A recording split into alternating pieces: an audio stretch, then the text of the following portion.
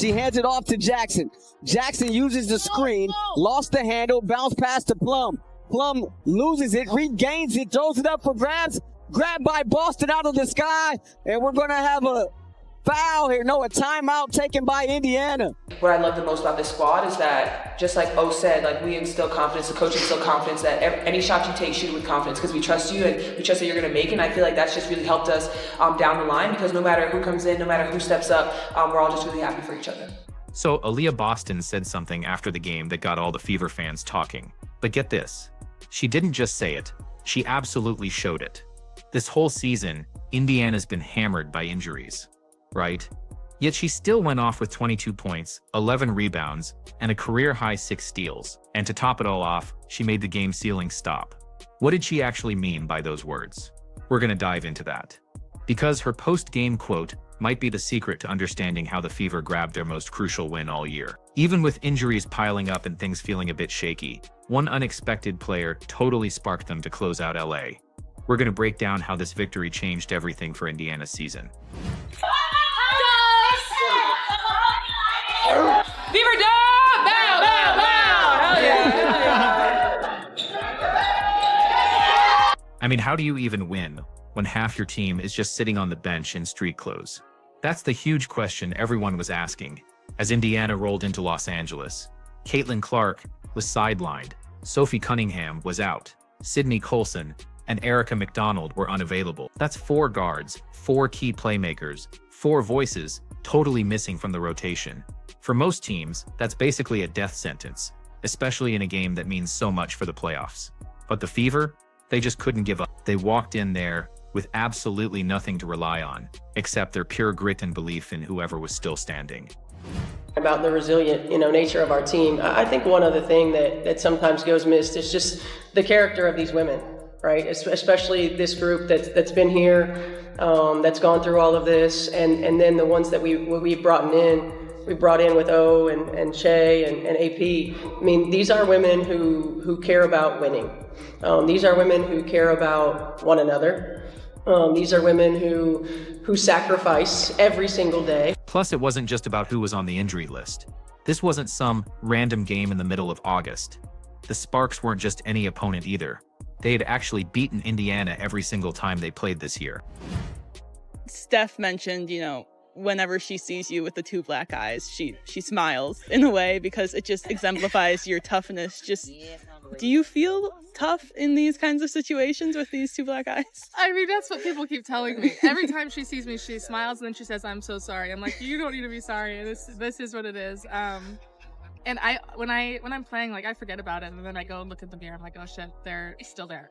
So yeah, I don't really think too much about it because I don't necessarily feel them all the time. Yeah, and you're still able to see completely fine? Yep. Right. Nothing's changed. All right, perfect, I think. So you had this team looking pretty fragile from the outside. Only 5 games left in the season, and now they're forced to just stitch together these patchwork lineups. It wasn't about finding some perfect rhythm anymore. It was literally about surviving every single possession. And that kind of mindset, that became their whole game plan. Whoever got minutes had to play way bigger than their usual role, and anyone who stepped onto the court had to carry weight that went way beyond just their stats. Originally, I was like, I just need to get the swelling to go down in my forehead. So I put a patch, slept with it. The next day, woke up and I was like, okay, the bump is almost gone, but now I have 2 black eyes. So that was tragic. But I mean, it's at this point, it's unfortunately won't be able to hide it. People know, so just rolling with it. Were you able to hide it for the photo shoots? Makeup artist did a really, really, really good job. And people that hadn't met me before were like, "Oh, I can't even tell." I'm like, okay, that's good. We'll take it. But I'm hoping they'll do some editing in the post. And then you just saw Lexi Hull out there. She wasn't just playing, she was competing. Both her eyes were all marked up from colliding with Gabby Williams in the last game. 2 black eyes, you guys. And she was still digging into defenders, still snatching loose balls, still flying through screens. Hull completely symbolized what the Fever needed that night. Just show up, even when it hurts. Her being out there was a message all by itself. If she could fight through all that, then everyone else in Indiana, Red could too. Yeah, I imagine on Tuesday you got checked for concussion, facial fracture. Just how much of a sigh of relief was it that you didn't have concussion or any kind of fracture in your face? Yeah, honestly, when it happened, I was like relieved because I could feel myself like I was good to go. Like, I felt completely with it. They did all the tests they needed to do and put ice on it right away, try to, keep the swelling down. But I felt good knowing that, like, obviously it could have been a lot worse. And I'm grateful for the people online wanting to check on me and make sure that I'm okay. But I'm okay. I've been fully checked out, so. That's exactly what made this game feel totally different. It wasn't about racking up style points or making fancy highlight passes. Nope. Every single stop, every rebound, every basket just had this intense layer of urgency. One wrong move, one good run from LA, and it could have been over so fast. But the Fever, they just didn't snap. They matched that intensity step for step and kept pushing back hard against a team that was so desperate to close the gap in the standings. I like that we dug in. It wasn't ideal in terms of how the game was. It was ugly. We had moments where we were better than others, but we dug in. I mean, when you think about key defensive stops, key offensive rebounds, like AB's key offensive rebound there at the end, making plays, deflections that led to steals or deflections that led to bobbled passes. By simply refusing to break under all that pressure, Indiana totally set the stage for someone unexpected to step up. That shorthanded group's resilience left the door wide open for a veteran who had just been waiting for her moment to finally shine. What if the player literally no one expected became the closer everyone needed? Well, that's precisely what happened for Indiana when Odyssey Sims hit the court in Los Angeles. Think about it. This was supposed to be a night all about survival, right? Just a shorthanded roster trying to hold it together long enough to snatch a win. Yet somehow, a 31-year-old veteran who wasn't even in the starting lineup became the absolute heartbeat of the game. And for Sims, it got even bigger because of who they were playing. She used to call the Sparks her team. That added layer of history fueled her every single possession, and you could just tell from how she played that this meant something super personal.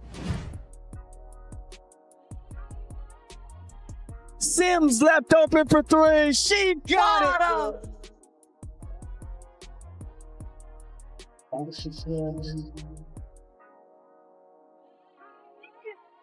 Offensive rebound. Sims the runner. Here's Howard. Shovels Sims right at the doorstep, and she gets it off the window. 3-on-3 the other way. Sims the take and finishes the lefty layup.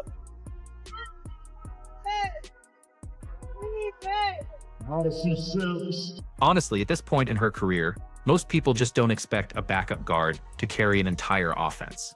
Her name isn't getting circled on scouting reports the way Aliyah Boston or Caitlin Clark's names do. But here's the thing. When your leading scorer, Kelsey Mitchell, just can't find her rhythm, like only 5 makes on 14 attempts, that's usually when all the cracks start to show. Instead, Sims completely transformed herself into the answer. She came in so steady, so decisive, and totally without hesitation. Every single possession mattered to her, and she played each like she had been waiting for that moment her whole career. Down by Plum. Plum 1-on-2, ripped away there by Sims. Great play by Odyssey Sims. Played the ball. 3-on-3 the other way. Sims the take and finishes the lefty layup.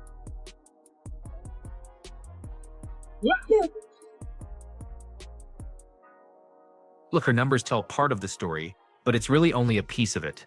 She had 21 points total, but what really grabbed everyone's attention was the timing of every single bucket. You could just see how calm she was under pressure, pushing the tempo when the Fever really needed a burst, and then slowing it down when Los Angeles started to threaten and grab momentum, and then came that closing stretch. Deep into the fourth quarter, the ball just kept finding her hands. Drives through traffic, smooth mid-range pull-ups, creating shots right off the dribble. These weren't just secondary plays. She literally became the main person they went to. The lead back up to 3. Sims left open for 3. She got it. Odyssey Sims with the triple to tie this one up at 74 apiece. Got the offensive rebound out to Mitchell. Here's Hull curling. Hull down the lane. The kick out Sims. Sims in the paint. The runner good. They put Turner on the inbound. Alaman inbounds it to Hamby, and so now that'll be that.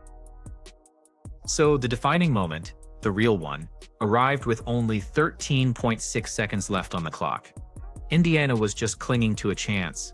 The ball was in her hands, and she just rose up into that quick floater she's been perfecting for years. It dropped right through, absolutely clean. That was the shot. The one that gave Indiana the lead for good and completely silenced that Staples Center crowd.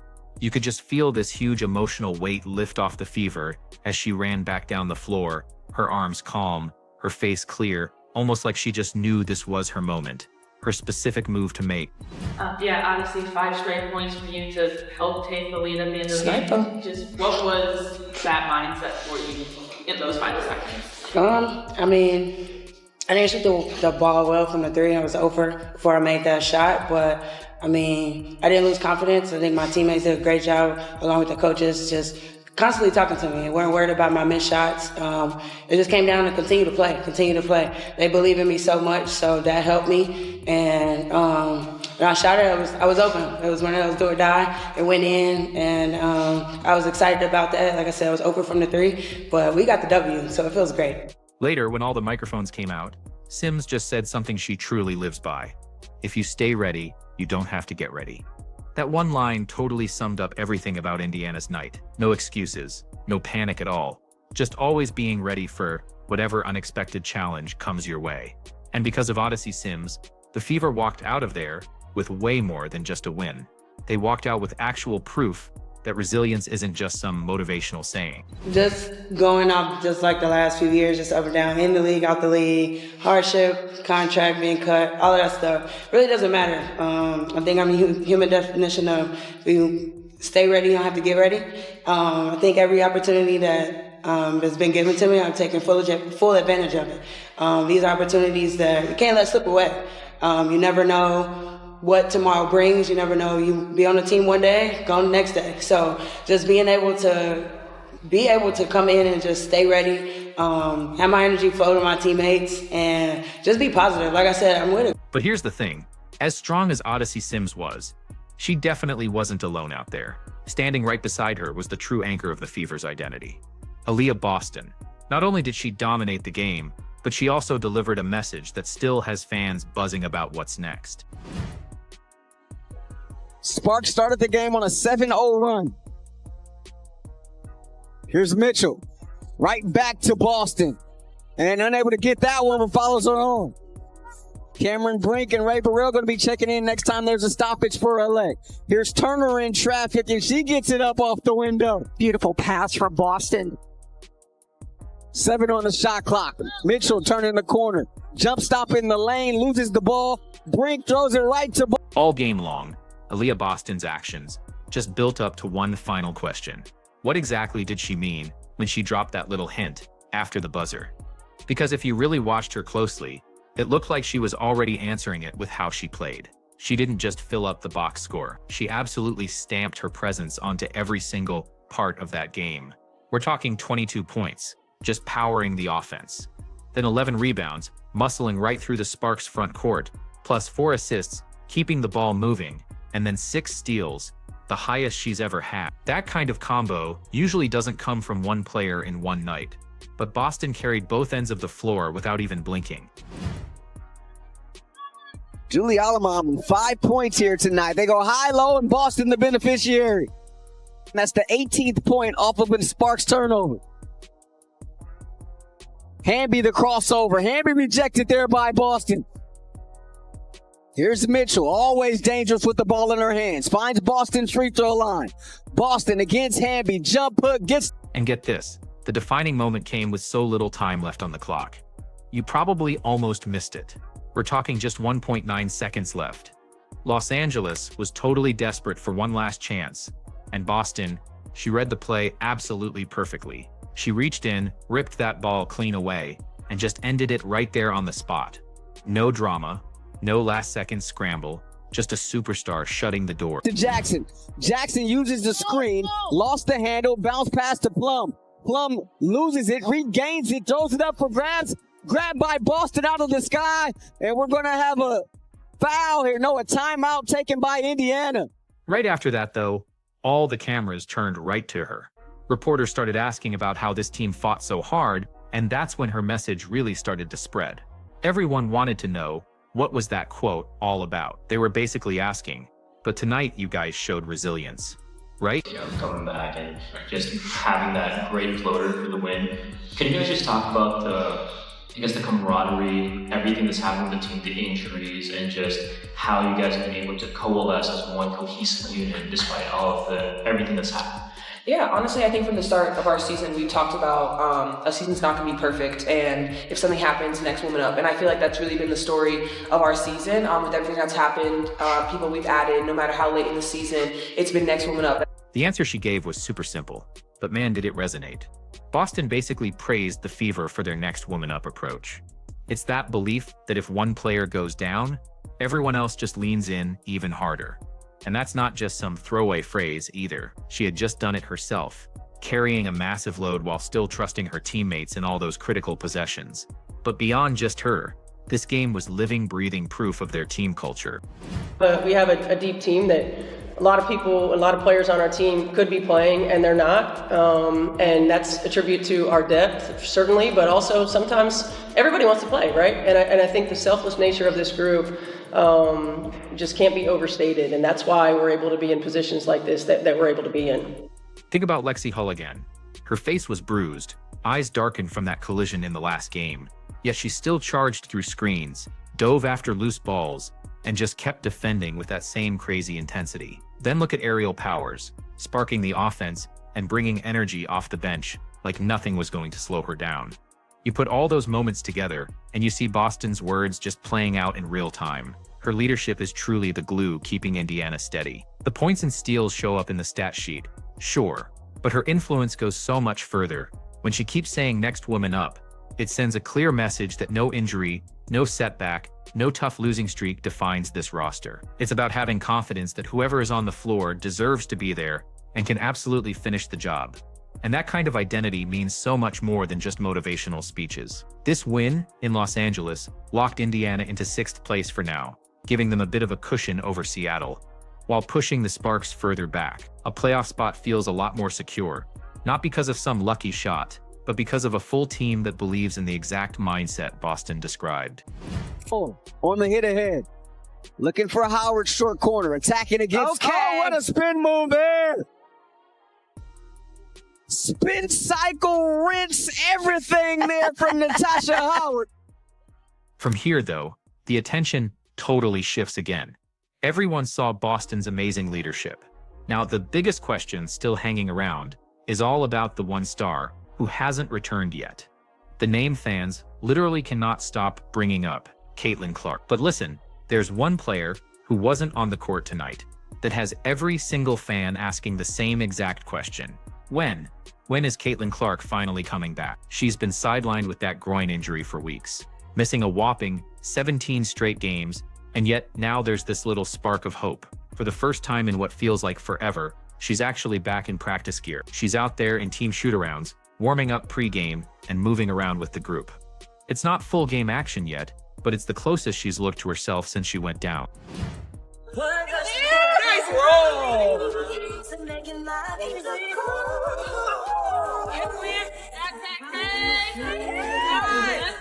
The timing for all this couldn't be more interesting. Honestly, Indiana only has 5 games left on their regular season schedule. Every single one of them matters so much because playoff positioning is truly hanging by a thread. Right now, they're sitting in 6th, just half a game ahead of Seattle, and nobody in that locker room is feeling comfortable at all. Dropping even one game could mean tumbling down in the standings. But the other side of that coin is a huge opportunity. If Clark can actually return, she could change everything in an instant. Picture this, Clark going through shooting drills, launching threes, running sets, even taking light contact in scrimmages, all while coaches stand just feet away, tracking her every move, hoping there's no setback. The entire building just feels different when she's out there. Teammates glance over, fans start buzzing, and you can just sense the huge weight of what's at stake. It's cautious optimism, because everyone knows rushing her back could totally end their season. That's the incredibly tough balance the Indiana staff is managing right now. You know, it wasn't ideal in terms of how the game was. It was ugly. We had moments where we were better than others, but we dug in. I mean, when you think about key defensive stops, key offensive rebounds, like AB's key offensive rebound there at the end, making plays, deflections that led to steals or deflections that led to bobbled passes, just the sense of urgency that we played with in those last minutes through some gray area, right? Through some times when it wasn't perfect. And, it was a gut check time, and our team stepped up to the challenge. Thank you. Thank you. And yet, just look at what this team pulled off tonight. They literally stole a game against an opponent that had owned them all year, and they did it without their biggest star. That alone is so impressive. Now, just imagine what they could do with her back on the floor again. Clark was averaging 19 points and 8 assists before that injury took her out. She wasn't just a scorer, she was dictating the whole pace, opening up lanes for Boston, and getting shooters like Kelsey Mitchell much cleaner looks. Players like that just can't be faked, and they totally change how every defense has to prepare against Indiana.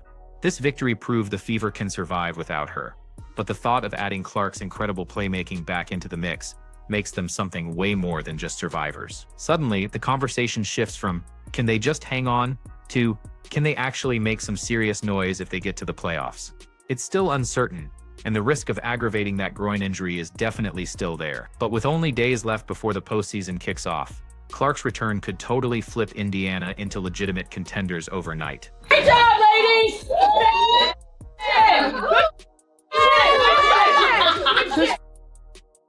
I'm really proud of you guys. That was an ugly, hard-fought win. Hard-fought win. And listen, we know that we didn't play our best basketball, and in those moments where we needed a stop, or we needed a big bucket, that you don't teach. And y'all got it. So again, marrying our energy effort with our execution. Okay, that's our journey. But this is a hard win right here. I'm proud of you guys. Great job. Together, 3, 1, 2, 3. Together.